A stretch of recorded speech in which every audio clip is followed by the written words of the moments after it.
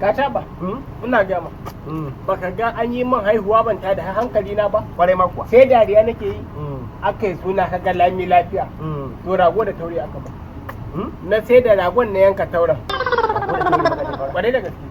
haihuwan da aka yi ma sai shekaran jiya da aka yi suna kana ta kudu ba inda zaka samu taure ko rago sai gashi an baka rago da taure na sai da ragon na yanka tauren waye baka Alhaji Umar Musa sai ka ce min hannun dama ka raba ka ba kuwa bugan karfe shakuranniya bangon sigari kwara da kai sai ya lasa kaga kafi garin Abuja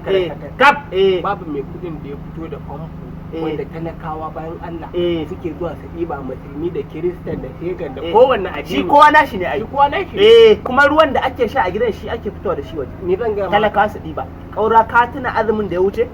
mun kai azumi mun zauna an kira sallah muna hamma lokacin ruwa kawai muka sha muna zaune kawai hina koko da kosai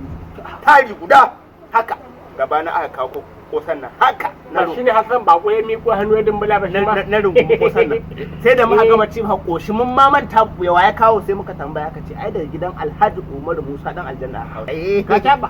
ta bagen kyautar shi hannun shi har karewa yake wani lokaci Allah saboda shi ungo ya hannun ya tutale bari dan zagaya bayan kama ruwa Allah ashe ban yi tsarki ba to in ka kama ka da aka bari je kama ruwa to kama wannan ma ruwan na famfan gidansa ne to sai ma